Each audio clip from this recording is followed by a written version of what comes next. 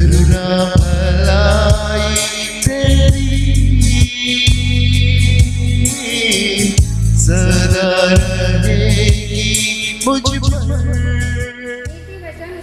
अध्याय उसकी 5वीं आयत में लिखा है कि तू अपनी समझ का सहारा न लेना, वरन संपूर्ण मन से यहोवा पर भरोसा रखना, उसी को स्मरण करके सब काम करना, तब वह तेरे लिए सीधा मार्ग निकालेगा। अपनी दृष्टि में बुद्धिमान न होना, यहोवा का भय मानना और बुराई से अलग रहना। ऐसा करने से तेरा शरीर भला और चंगा और तेरी हड्डियां पुष्ट रहेंगी। परमेश्वर का धन्यवाद हो कि मैं अपनी मम्मी के लिए गवाही दूंगी कि जब ये कोरोना वायरस चल रहा था तो मेरी मम्मी की इतनी तबीयत खराब हो गई, इतनी हालत खराब हो गई। जब डॉक्टर के पास उन्हें लेकर जाते थे तो दवाइयाँ उनकी चल रही थी तो ठीक रहती थी, और फिर दूसरे दिन उनकी हालत बिगड़ जाती थी तो 3-4 डॉक्टरों ने उन्हें मना कर दिया। फिर एक डॉक्टर के पास लेकर गए तो उन्होंने कहा कि मेडिकल ले जाओ, इन्हें कोरोना हो गया है। और हम लोग इतना डर गए, मेरे पापा सब लोग रोने लगे घर पे कि अब क्या होगा। और डॉक्टर ने इन्हें जवाब दे दिया। जब घर पर लाए तो उन्हें खून की पलटियाँ होने लगी। मैं सच बताऊं, मैं परमेश्वर का धन्यवाद करती हूँ अपने भाई बादल के लिए कि वो उस समय हमेशा आते थे, दुआ करते थे तो मम्मी ठीक हो जाती थी, लेकिन वो जैसे ही जाते थे मम्मी की हालत बिगड़ने लगती थी।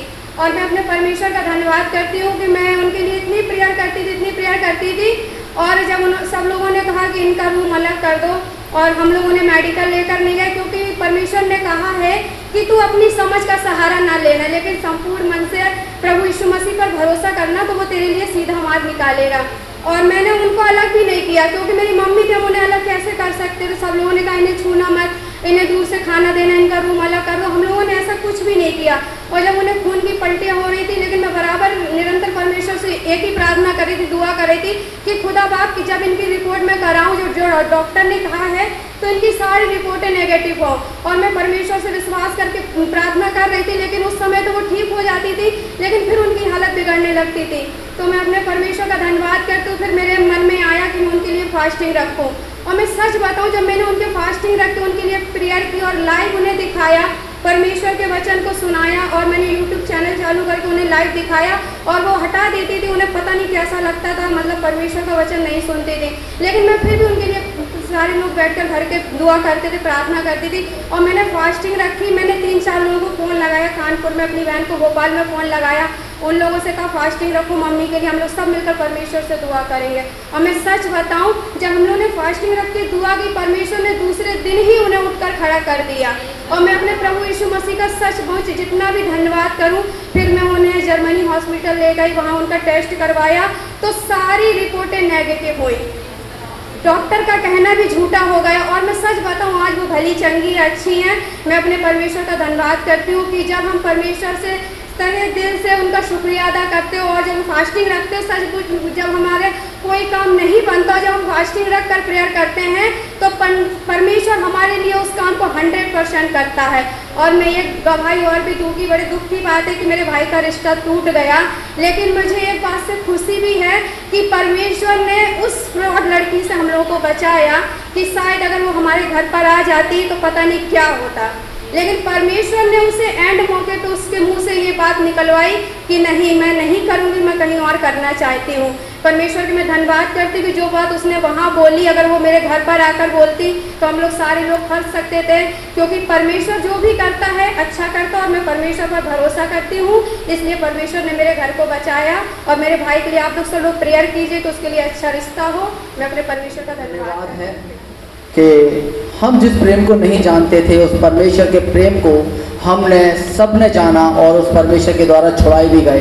हम सब जानते थे कि हमें जब परमेश्वर ने बनाया तो परमेश्वर के सामने जब आदम हवा ने पाप कर दिया तो हम उसकी महिमा से बहुत दूर हो गए, उसकी महिमा से रहित हो गए। परमेश्वर का वचन भी कहता है कि सब ने पाप किया है और सब परमेश्वर की महिमा से रहित है। हालेलुया।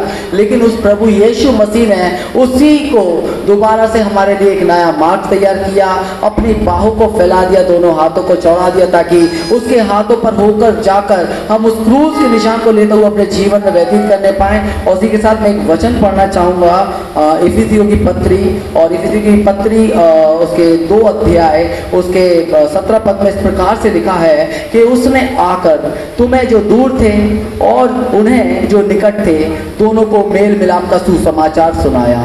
इफिस के 2 अध्याय उसका 17 पद। हालेलुया। उसने आकर तुम्हें जो दूर थे और उन्हें जो निकट थे दोनों को मेल मिलाप का सुसमाचार सुनाया, क्योंकि उसी के द्वारा हम दोनों की एक आत्मा में पिता के पास पहुंच होती है।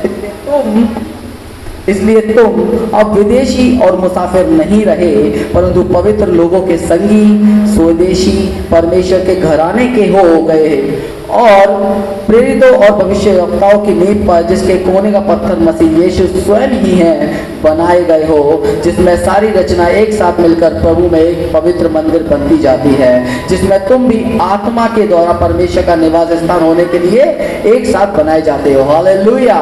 प्रभु का धन्यवाद है कि परमेश्वर ने हम सबको प्रभु यीशु मसीह के द्वारा एक आशा दी, जिसके द्वारा हम उस प्रभु के प्रेम को जान सकते हैं, उस प्रभु यीशु मसीह के क्रूसीकरण को, उसके सैक्रिफाइस को जान सकते हैं और उस पवित्र आत्मा की सहभागिता को महसूस कर सकते हैं जो आज भी हमारे संग और साथ है। और मैं परमेश्वर की महिमा के लिए इसी को लेकर एक गीत भी गाना चाहूंगा, प्रभु की स्तुति के लिए, उसकी महिमा के लिए। हालेलुया।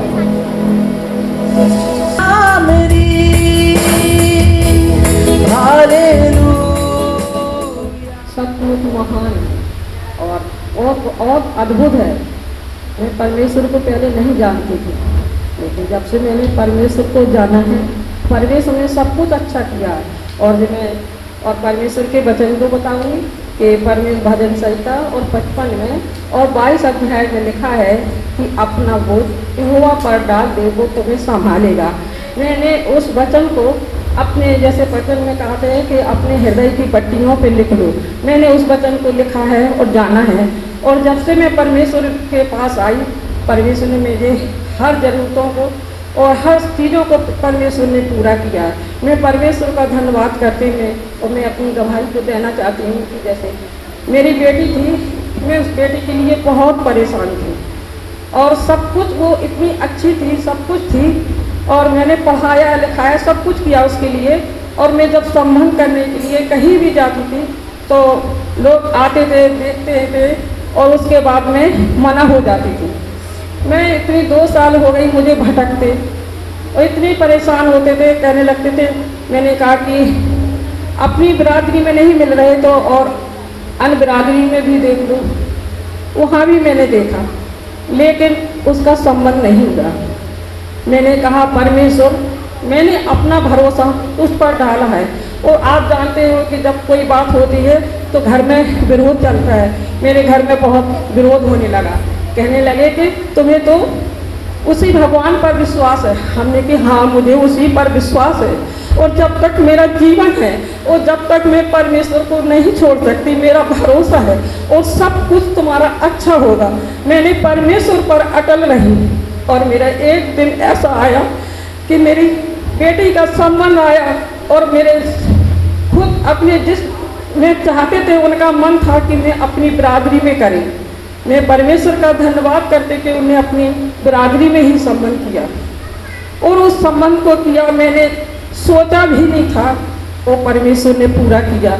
मेरे परमेश्वर ने मेरी बेटी की इतनी अच्छी शादी की और उस टाइम ऐसा लॉकडाउन लग गया था कि मैं बता नहीं सकती कि उस टाइम कितनी परेशानी आ गई।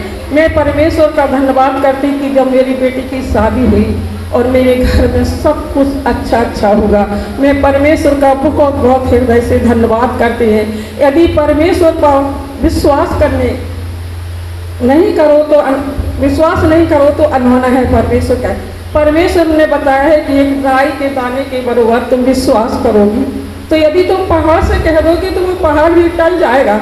मैं परमेश्वर का धन्यवाद करते हुए अपने भाइयों से, अपनी बहनों से, सबसे यही प्रार्थना करती हूँ कि प्रभु पर भरोसा रखो तो सब कुछ अच्छा होगा। ने ये मुझे मौका दिया क्योंकि दाऊद कहने लगा, जब किसी ने मुझसे कहा तुम, मेरा मन आनंदित हुआ और क्या हुआ, खुश हुआ, क्योंकि उसे पता है कि मैं चढ़ जाऊँगा, खुदा के घर में जाऊँगा तो मेरी समस्या क्या हो जाएंगी, सारी हल हो जाएंगी। भजन संहिता 34 पढ़ेंगे, उसकी पहली आयत जी, कोई भी निकाले जल्दी से पढ़े। चर्च में आके बहुत से लोग कहते मेरी प्रार्थना क्या हुई, सुनी नहीं गई। तो आज मैं बताऊंगा खुदा बाप कैसे सुनता है दुआओं को। जी पढ़ें। मैं जी जी हालेलुया। यहाँ पे लिखा मैं हर समय यहोवा को धन्य कहा करूँगा, हर समय। यहाँ पे कोई समय नहीं लिखा कि मैं शाम के 5 ही बजे दुआ करूँगा या 4 बजे या 3 बजे या 2 बजे, लेकिन यहाँ पे लिखा है मैं हर समय यहोवा को धन्य कहा करूँगा। जी आगे पढ़ें। उसकी स्तुति जिसने हमें बनाया, हालेलुया, जिसने हमें बनाया उसकी स्तुति मेरे मुख से निरंतर होती रहेगी। जी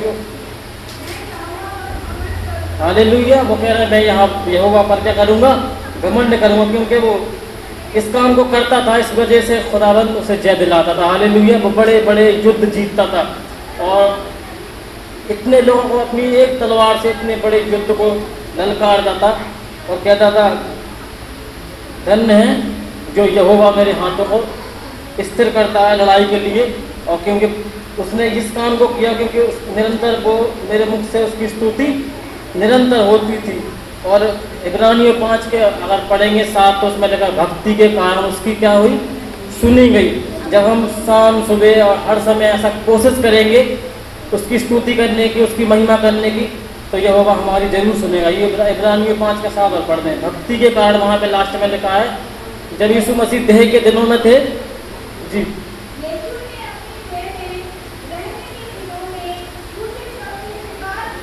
ऊंचे सबसे पुकार पर, यहाँ दाऊद भी पुकार रहा है हर समय और यीशु मसीह भी यहाँ पुकार रहे हैं। जी और आगे आंसू बहा कर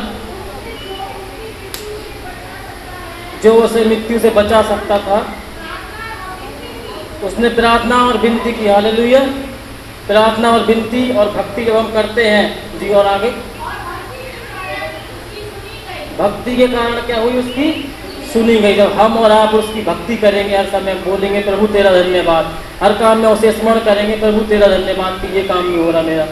जब उसको धन्यवाद की भेंट चढ़ाएंगे, उसकी स्तुति महिमा करेंगे, उससे प्रार्थनाएं करेंगे, उससे विनती करेंगे, तो मैं लिख के गया हूँ 100% वो आपकी क्या करेगा, सुनेगा। एक जगह दिल्ली में मैं अकेला था और घर में मुझे बहुत डर लग रहा था रात को, तो मैं उठ के मैं भजन करने लगा और जब मैंने देखा तो मेरे घर के डब्बे पूरे हिलने लगे। हालेलुया। और प्रेरित के काम में भी लिखा है 16 अध्याय में, जब पौलुस और सिलास जब बंदी गृह में डाले गए तो वहाँ पे क्या लिखा है, जब उन्होंने भक्ति करी तो कैदी उनकी सुन रहे थे ध्यान से और बंदी गृह की क्या हुई, नींवें हिल गई और सबके बंधन टूट गए। तो जब हम और आप जब भक्ति करेंगे, विनती करेंगे, प्रार्थना करेंगे, हर समय उसमें लौलीन रहेंगे, तो मैं बताना चाहता हूँ खुदावंद आपकी जरूर सुनेगा। तो मैं एक गीत से परमेश्वर की महिमा करना चाहता हूँ।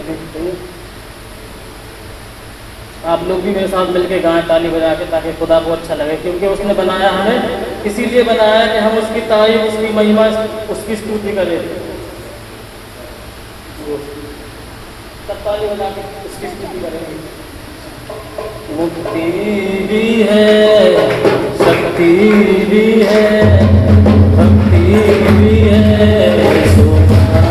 सब मिलके मुक्ति भी है, शक्ति भी